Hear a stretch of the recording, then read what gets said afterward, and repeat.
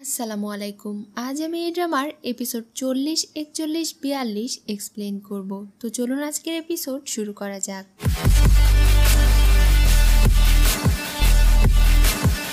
এপিসোডের শুরুতেই দেখি লুবুই রানীমার গলায় চাকু ধরে লিজিকে বলে সে যেন ইংজাংকে তার সঙ্গে দেখা করতে বলে, নয়তো সে রানীমাকে মেরে ফেলবে। এটা দেখে রানীমা অনেক অবাক হয়ে যায়, কারণ সে তার স্বামীকে অনেক ভালোবাসতো এবং বিশ্বাস করত।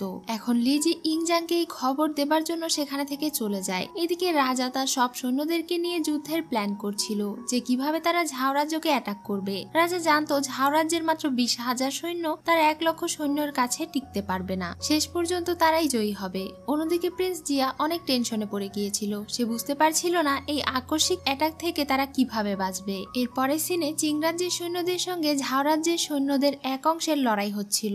ঝাও রাজ্যের সেনাপতি লিমুর কাছে ইংজাং এর চিঠি আসে। রাজা তাকে সেনাপতির পদ থেকে বহিষ্কার করেছে। তাকে এই হানদান শহর থেকে বহিষ্কার করা হয়। এটা শুনে সেনাপতি লিমু অনেক অপমান বোধ করে আর সে নিজের গলা কেটে আত্মহত্যা করে। তখন কোনো যুদ্ধ ছাড়াই রাজা হানদান শহর জিতে যায়। উপস্থিত সব সৈন্যরা প্রচন্ড কষ্ট পায়। এদিকে প্রিন্স জিয়া ঝাও রাজ্যের রাজার কাছে যায়। এর নাম হলো চিয়ান, যাকে লেডি মিন ভালোবাসতো। সে রাজা হলেও অনেক ভীতু এবং কাপুরুষ ছিল। যুদ্ধে এত মানুষের প্রাণ যাওয়া সত্ত্বেও সে কিছুই করেনি। এই জন্য প্রিন্স জিয়া তাকে মেরে ফেলতে চায়। এমনিতেও এই রাজ্য প্রিন্স জিয়া এবং বুয়ের কথায় চলতো। চিয়ান শুধু এই রাজ্যের রাজার আসনে পুতুলের মতো বসে আছে। চিয়ান ভয়ে কাঁপতে শুরু করে আর তাকে মারতে বারণ করে। মন্ত্রী তখন প্রিন্স জিয়াকে বাধা দিয়ে বলে এখন এই রাজ্যকে যদি কেউ রক্ষা করতে পারে সেটা হলো একমাত্র রাজা চিয়ান। সে চিং রাজ্যের রাজার কাছে স্যারেন্ডার করবে, এতে করে হয়তো রাজা তাদেরকে ছেড়ে দেবে। সেই এখন একমাত্র তাদের শেষ ভরসা। এটা শুনে এবার প্রিন্স জিয়া শান্ত হয়। এরপর জিয়া গিয়ে তার বাবার সঙ্গে দেখা করে। তার বাবা জানায় তাদেরকে বেশি টেনশন করতে হবে না, কারণ সে ইংজাংকে জব্দ করার একটা উপায় বের করেছে। এর পরের সিনে ঝাও রাজ্যের রাজা চিয়ান মূল্যবান উপহার নিয়ে রাজা ইংজাং এর সামনে নত হয়। এই উপহার নিয়ে গিয়ে মন্ত্রী রাজাকে দেয় এবং বলে চিয়ান তাদের রাজ্যের সঙ্গে সমঝোতা করতে চায়। এসব কিছু লেডি মিন নিজের চোখে দেখছিল। ইংজাং এর তার দেওয়া জেড অনেক পছন্দ হয়। রাজা তাদেরকে কথা দেয় যে সেই রাজ্যকে আর অ্যাটাক করবে না। এখানে লিজি তাকে জানায় রানীমা তার সঙ্গে দেখা করতে চেয়েছে। এটা শুনে রাজা সেখানে চলে যায়। রুমে ঢোকার আগে লিজি রাজাকে বলে সে যেন শান্ত থাকে, সে যেন কোনো রাগ না করে। সে যখন রুমে ঢোকে তার বাবাকে জীবিত দেখে তখন সে অনেক অবাক হয়ে যায়। সে বুঝতে পারে তার বাবা তাকে আবারও ধোঁকা দিয়েছে আর নিজের মৃত্যুর খবর শুনে এই ঝাও রাজ্যে লুকিয়ে থেকে তার বিরুদ্ধে ষড়যন্ত্র করেছে। তার বাবা বলে এখন সময় এসেছে এই বিশ্বকে শাসন করার। তারা দুজন মিলে এই বিশ্বকে শাসন করবে। এটা শুনে রাজা তাকে আক্রমণ করতে যায়। বই বলে তুমি আমার নিজের ছেলে, তুমি একাই পুরো বিশ্বকে এক করতে পারবে না। প্রিন্স জিয়া এখন যোগ্য, তাকে তুমি তোমার ক্ষমতা দিয়ে দাও আর আমাকে তোমার সঙ্গে চিং রাজ্যে নিয়ে চলো। আমরা দুজন একসঙ্গে মিলে রাজ্য চালাবো। এমন সময় ইংজাং দেখতে পায় জিয়া বাহিরে তাদের সব সৈন্যদেরকে ঘিরে ফেলেছে। এটা দেখে তো ইংজাং প্রচন্ড রেগে যায়। সে মনে করে এই সবকিছু তার বাবার প্ল্যান, কিন্তু তার বাবা জানায় এটা সে করেনি। এই সম্পর্কে সে কিছুই জানে না। কিন্তু ইংজাং এবার তার বাবাকে আর বিশ্বাস করে না। সে তার বাবাকে মেরে ফেলে। নিজে হাতে বাবাকে খুন করার পরে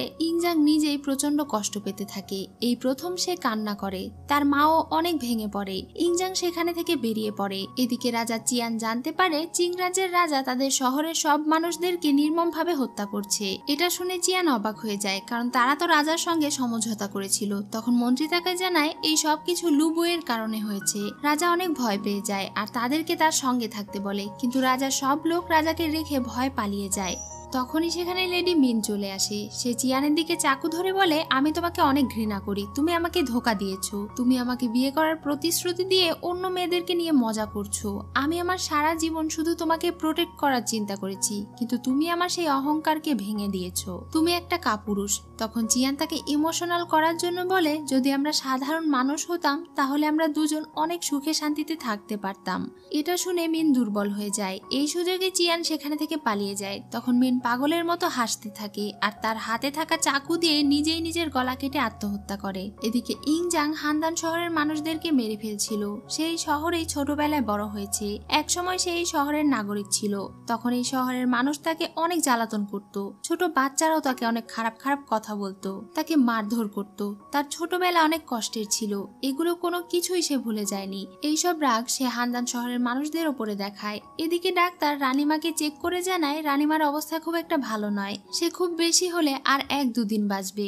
এটা শুনে লিজির অনেক খারাপ লাগে। রানীমা লিজিকে ডেকে বলে সে শেষবারের মতো তার ছেলেকে একবার দেখতে চায়। তখনই সেখানে সেনাপতি চলে আসে। সে সেনাপতিকে বলে দ্রুত রাজাকে খবর দিতে, তার মায়ের হাতে আর বেশি সময় নেই। রানীমা তার ছেলেকে দেখতে চায়, কিন্তু সেনাপতি জানায় আজ ইংজাং এর মন অনেক খারাপ ছিল। হঠাৎ করে সে আবারও কোথাও উধাও হয়ে গিয়েছে। তারা রাজাকে কোথাও খুঁজে পাচ্ছে না। তার বিশ্বাস রাজা হানদান শহরেই কোথাও আছে। এটা শুনে লিজি অনেক চিন্তিত হয়ে পড়ে। সে তাকে রানীমার খেয়াল রাখতে বলে রাজাকে খুঁজতে বেরিয়ে যায়। এদিকে ইয়ানদান এবং জিংরা বসে প্ল্যান করছিল কিভাবে চিংরাজের রাজাকে মারা যায়। কিছুদিন পরে ইংজাং এই শহরেও অ্যাটাক করতে আসবে, তাই তারা প্ল্যান করে ইংজাংকে মূল্যবান উপহার দিয়ে তার সঙ্গে সমঝোতার নাম করে সুযোগ বুঝে তাকে মেরে ফেলবে। কিন্তু এই কাজ এতটা সহজ হবে না, তাই ইয়ানদান জিং এর কাছে সাহায্য চায়। জিংও তার প্রাণ বাজি রেখে এই কাজ করতে চায়। এটাই তাদের দাদার একমাত্র ইচ্ছে ছিল, তাই সে তার দেশের মানুষদেরকে বাঁচানোর জন্য রাজি হয়ে যায়। ডাক্তার তাকে আরো একবার ভেবে দেখতে বলে, কারণ এতে তার প্রাণ যাবার অনেক আশঙ্কা রয়েছে। জিং মনে করছিল সে এখন কুম্ফু মাস্টার হয়ে গিয়েছে, তাই তাকে হারানো এতটা সহজ হবে না। সে ইয়ানদানকে কথা দেয় যে সে নিজের প্রাণের বিনিময়ে হলেও ইংজাংকে মারবে, সে নিজের দেশের জন্য প্রাণ দেবে। তার এমন উদারতা দেখে ইয়ানদান নিজে তার প্রতি কৃতজ্ঞতা জানায়। এদিকে লিজি পুরো হানদান শহর খুঁজেও ইংজাংকে কোথাও খুঁজে পাচ্ছিল না। এক সৈন্য তাকে জানায় ছোটবেলায় রাজা পাশের গ্রামে বড় হয়েছিল, তাকে হয়তো ওখানে খুঁজে পাওয়া যেতে পারে। এটা শুনে লিজি দ্রুত সৈন্য সামন্ত নিয়ে সেখানে চলে যায়। এই গ্রামের একটা মানুষও বেঁচে ছিল না, প্রত্যেকটা মানুষকে হত্যা করা হয়েছিল। সেখানে লিজি রাজাকে খুঁজে পায়। রাজার অবস্থা অনেক খারাপ ছিল, সেই মানুষগুলোকে হত্যা করেছে। সে প্রচন্ড কষ্ট পাচ্ছিল। লিজি তার এই অবস্থা দেখে তাকে বাড়িতে নিয়ে যেতে চায়। সে বাড়ি ফিরে যেতে চায় না। সে বলে এই গ্রামের একটা মানুষও তাকে কখনো ভালোবাসেনি, প্রত্যেকেই তাকে কষ্ট দিয়েছে, তাকে নিয়ে মজা করেছে, কেউ কখনো তার বিপদে এগিয়ে আসেনি। শুধুমাত্র লিজি তাকে বিপদে সাহায্য করেছিল, তার প্রাণ বাঁচিয়েছিল। এটা শুনে লিজি অনেক অবাক হয়ে যায়। এবার সে আসল সত্য ঘটনা জানতে পারে। রাজা তাকে জানায় পূর্ণিমার চাঁদ দেখার দিন লিজি যে ছেলেটাকে বাঁচিয়েছিল সেই ছেলেটা আর কেউ নয়, বরং ইংজাং ছিল। এখন সে বুঝতে পারে কেন রাজা এত নিষ্ঠুর হয়েছে। আসলে ছোটবেলায় তার প্রতি অনেক অবিচার করা হয়েছিল, এজন্য ইংজাং এতটা কঠোর মন মানসিকতার মানুষ হয়ে গিয়েছিল। ছোটবেলায় লিজি যার সঙ্গে সারা জীবন বন্ধুত্ব রাখার প্রমিস করেছিল সেইটা রাজাই ছিল। হয়তো ইংজাং তাকে সেই দিন হোটেলে প্রথম দেখেই চিনে ফেলেছিল। এখন ইংজাং প্রচন্ড কান্না করে। সে বলে আমি একজন নির্দয় খুনি, আমি কি করতে পারি না, আমি নিজের বাবাকেও মেরে ফেলেছি, আমি পুরো পাপে জর্জরিত হয়ে গিয়েছি। সে লিজিকে চলে যেতে বলে আর অনেক কান্না করে। লিজি তখন বুঝতে পারে আসলে ইংজাং এতটাও খারাপ মানুষ নয়। সে তাকে জড়িয়ে ধরে সান্ত্বনা দেয় আর বলে আমি কোথাও যাব না তোমাকে ছেড়ে। এদিকে জিং এবং ইয়ানদানরা মিলে আলোচনা করছিল। ডাক্তার বলে জিং যেই কুম্ফু শিখেছে এটা তার জন্য যথেষ্ট নয়। রাজার এত সৈন্যের সঙ্গে লড়াই করার জন্য তাদের আরো একটা কুম্ফু মাস্টারের তরোয়ালের প্রয়োজন, আর এটা নেবার জন্য পরদিন তারা মাস্টারের কাছে যাবে। অন্যদিকে ইংজাং অনেক অসুস্থ ছিল, তার শরীর জ্বরে পুড়ে যাচ্ছিল।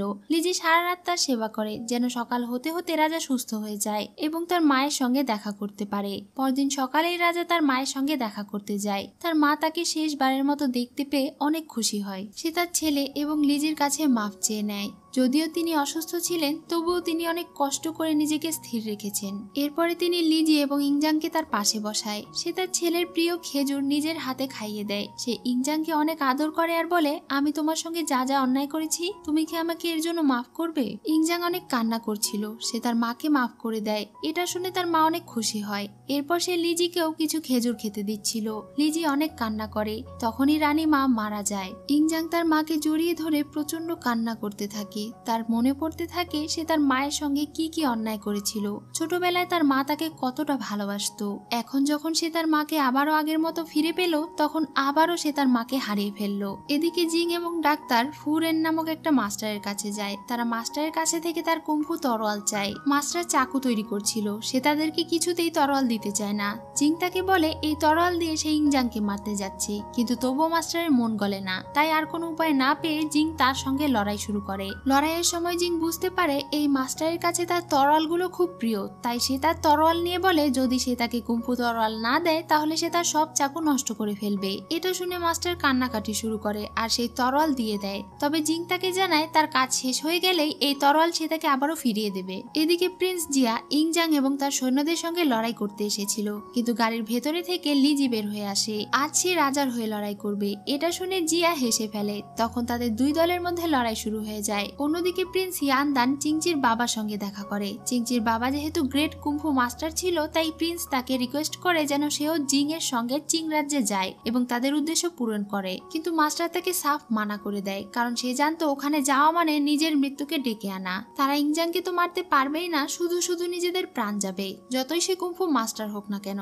একজন মানুষ কখনোই সেখানে থাকা হাজার হাজার সৈন্যের সঙ্গে পেরে উঠবে না। জিং সেখানে যাবার সিদ্ধান্ত নিয়ে অনেক বড় একটা ভুল করেছে, কিন্তু এই ভুল সে করবে না। তাদের এই সব কথা বাইরে দাঁড়িয়ে চিংচি শুনে ফেলে। ইয়ানদান এবং ডাক্তার সেখানে থেকে চলে যাবার পরে চিংচি তার বাবাকে বলে এই সব কিছু জানার পরেও কেন সে জিংকে চিং রাজ্যে যাবার জন্য বাধা দিচ্ছে না। চিংচি তাকে ভালোবাসে, তার ভালোবাসার মানুষ এভাবে নিজের প্রাণ দিতে যাচ্ছে, এটা শুনে সে তার বাবার ওপরে অনেক রেগে যায় আর অনেক কান্না করতে শুরু করে। কিন্তু তার বাবা জানায় জিং অলরেডি প্রিন্স ইয়ানদানকে কথা দিয়ে ফেলেছে, এটা জিং এর নিজের সিদ্ধান্ত, এ ব্যাপারে সে কিছুই করতে পারবে না। এটা শুনে চিংচি তখনই জিং এর সঙ্গে গিয়ে দেখা করে। চিংচি তাকে বলে সে কিছুতেই তাকে চিং রাজ্যের মৃত্যুপুরীতে যেতে দেবে না। প্রিন্স ইয়ানদান নিজের স্বার্থ হাসিলের জন্য তাকে ব্যবহার করছে।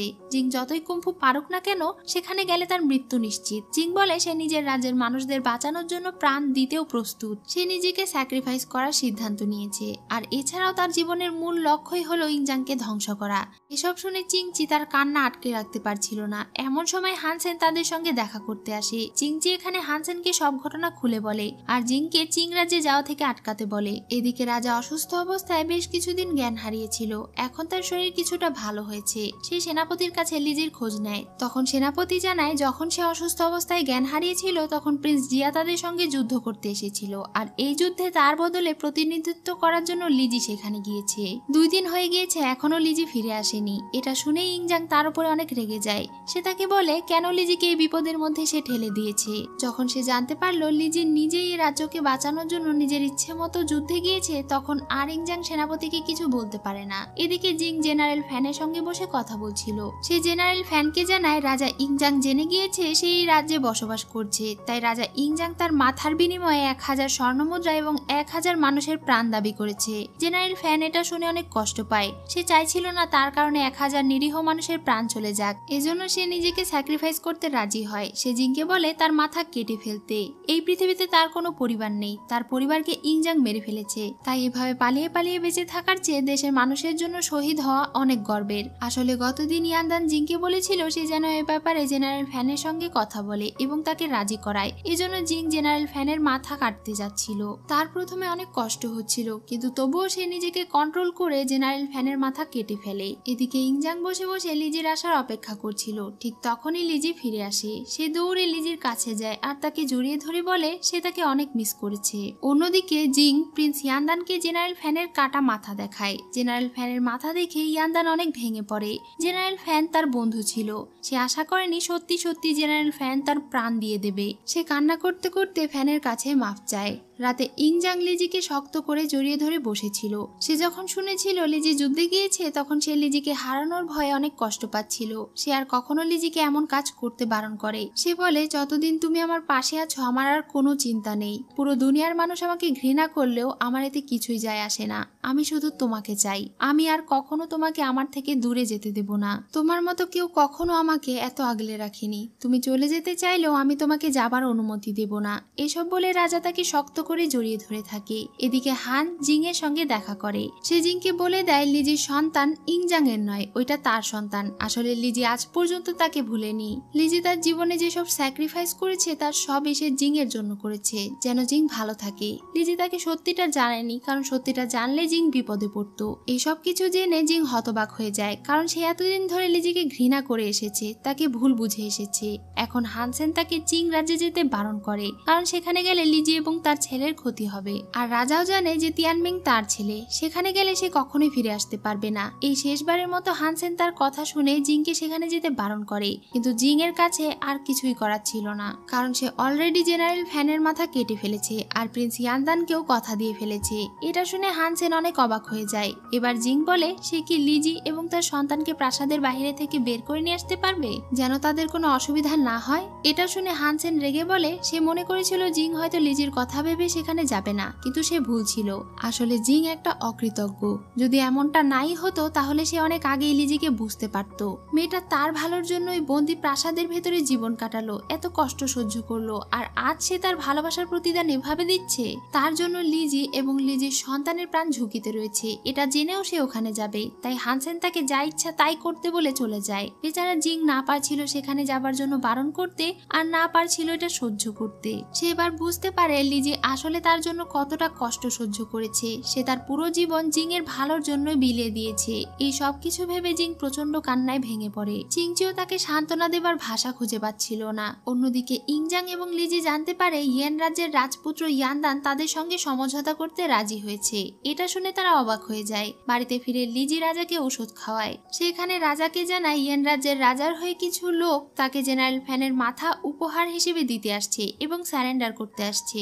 জেনারেল ফ্যান মারা গিয়েছে এটা শুনে ইংজাং এর অনেক খারাপ লাগে, কারণ সে তাকে মারতে চেয়েছিল না। লিজি রাজাকে শান্ত হতে বলে। সে আন্দাজ করতে পারছিল হয়তো ইয়েন রাজ্যের রাজা স্যারেন্ডার করার পেছনে কোনো উদ্দেশ্য আছে। এই জন্য সে ইংজাং এর কাছে একটা রিকোয়েস্ট করে। সে বলে ইয়েন রাজ্যের লোকেরা স্যারেন্ডার করতে আসলে রাজা যেন তাদের সঙ্গে কোনো খারাপ ব্যবহার না করে, আর সে যেন তাদের রাজ্যের লোকেদেরকে ছেড়ে দেয়। লিজি চায় না আর কোনো খুন খারাপই হোক। সে লিজির কথা ফেলতে পারে না, আর তাকে প্রমিস করে সে অবশ্যই ইয়েন রাজ্যের মানুষদের কোনো ক্ষতি করবে না। আর এখানেই আজকের এপিসোড শেষ হয়ে যায়। সো ভিউয়ার্স, আজকের এই এপিসোডটি আপনাদের কেমন লাগলো তা অবশ্যই কমেন্ট করে জানাবেন। আর নেক্সট এপিসোড আসা পর্যন্ত সবাই ভালো থাকবেন। ধন্যবাদ।